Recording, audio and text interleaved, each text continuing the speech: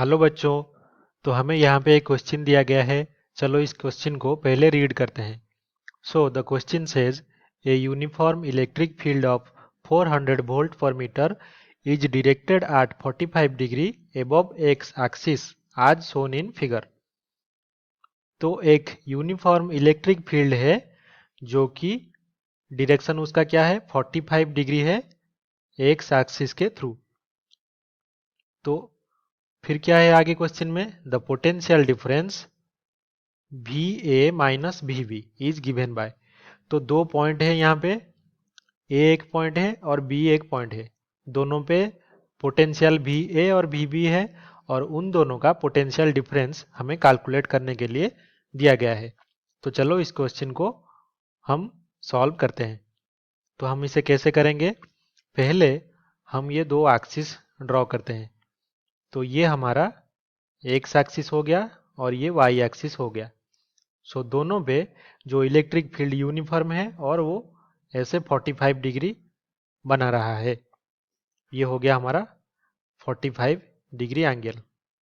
तो इसका दो कंपोनेंट होगा, कौन कौन से डायरेक्शन में, एक्स और वाई डायरेक्शन में।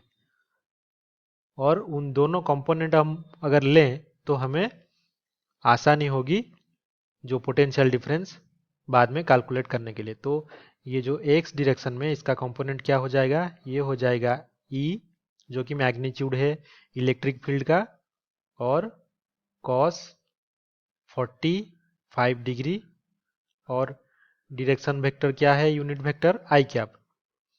और ये जो वाई एक्सिस है उसमें कितना होगा इलेक्ट्रिक फील्ड, ये होगा ई साइन 45 डिग्री जे कैप। तो ये दो हो गया। और ये हमारा पॉइंट कौन सा है, ए है, और ये पॉइंट है बी का। और दोनों का क्या गिवन है, 3 0 कोऑर्डिनेट गिवन है और इसका 0 2 गिवन है। तो चलो हमें क्या पता है, जो पोटेंशियल डिफरेंस अभी है जो कि V A minus V B है, उसका फॉर्मूला क्या पता है हमें, वो होगा integration of electric field E dot D R. कौन से पॉइंट पे, फ्रॉम हमारा बी टू, जो इलेक्ट्रिक फील्ड है वो पता है ई कितना है, ई हमारा E cos 45 degree I cap plus E sine 45 degree J cap. तो ई हमारा ये पता है। और जो डी आर है वेक्टर, ये जो वेक्टर है वो भी हमें पता है, वो क्या है, D X small component along X axis is D X plus D Y J cap. तो ये हमें पता है। तो इन दोनों का डॉट प्रोडक्ट हम अगर लेंगे तो हमें मिल जाएगा V A minus V B, जो कि स्केलर क्वांटिटी है और डॉट प्रोडक्ट भी स्केलर क्वांटिटी होता है। तो चलो हम ये वैल्यू पुट करते हैं।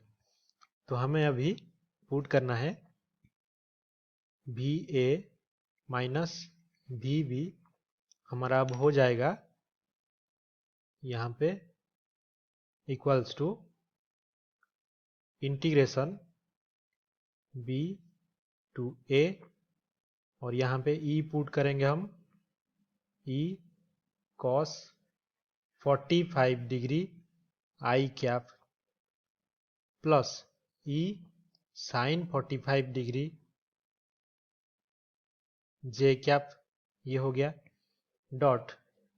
अभी डी आर क्या है, डी आर वेक्टर है D X I cap plus D Y J cap. तो ये हो गया हमारे पास। अभी हम इसे डॉट कर देते हैं। तो आई कैप ये हो जाएंगे 1 डॉट होने के बाद, और हमें मिलेगा ई कॉस 45 डिग्री इंटू dx, इसका इंटीग्रेशन b टू a, फिर क्या होगा, फिर प्लस हो जाएगा, ये दूसरा इंटीग्रेशन आएगा b to a e sine 45 degree, ये क्या होगा dy पे इंटीग्रेशन हो जाएगा। तो जब हम dx पे इंटीग्रेट करते हैं तो हमारा वैल्यू कहाँ से कहाँ तक होता है, हमारा जो b है, b से a से b अगर हम लेंगे तो जो dx चेंज होगा वो a पॉइंट पे 0 है और b पॉइंट पे कितना है 3 है, ये हमें दिया गया है। और e कितना है 400 है, cos 45 हमें पता है 1/√2, तो ये हमने लिख दिया और ये हो गया हमारा dx। फिर क्या हो जाएगा प्लस, ये हो गया b, तो b हमें कितना पता है, y जब चेंज होगा हम y वेरी करेंगे तो पहले a पॉइंट पे y हमारा 2 है और b पॉइंट पे कितना है 0 है। तो अभी वही सेम लिखेंगे, मैग्नीट्यूड 400 दिया गया है डिवाइडेड बाय √2, क्योंकि साइन 45 डिग्री कितना होता है 1/√2, और ये हो गया dy से इंटीग्रेशन। तो अभी हम 400/√2 ये कॉमन ले लेते हैं। अभी क्या हो जाएगा, अभी ये हो गया हमारे पास x कहाँ से कहाँ तक 3 और ये 0, इसके बीच में ये अभी इंटीग्रेशन होने के बाद ये आएगा, प्लस कितना होगा, ये dy का इंटीग्रेशन y, ये 2 और ये 0। लेकिन यहाँ पे एक चीज़ हमें नोट करनी है, क्या कि यहाँ पे जो वैल्यू दिया गया है डिस्टेंस का वो सेंटीमीटर पे दिया गया है, तो हम ये 3 और 2 नहीं लिख सकते, इसे हमें जब कन्वर्ट करेंगे SI यूनिट पे तो वो होगा 0.03 और ये हो जाएगा 0.02। तो वही करेंगे हम लोग, यहाँ पे जो 3 लिखा है तो वो हो जाएगा 0.03 और ये जो 2 है वो हो जाएगा 0.02। तो अभी हम अगर पूरा ये कैलकुलेशन करते हैं तो हमें क्या मिलेगा, हमें VA माइनस VB मिल जाएगा 2.8 वोल्ट के बराबर। तो हमें जो पोटेंशियल डिफरेंस पूछा गया था दोनों पॉइंट के बीच में VA और VB के बीच में, वो 2.8 भी मिल गया। तो हमारा जो ऑप्शन है D, जिसमें कि 2.8 वोल्ट है, वो सही होगा। तो आई होप कि मैंने जैसे भी किया इन दोनों को, इलेक्ट्रिक पोटेंशियल को, इलेक्ट्रिक फील्ड को कंपोनेंट में तोड़ के फिर इसे इंटीग्रेट करके पोटेंशियल डिफरेंस निकाला, तो आपको समझ में आया होगा। Thank you.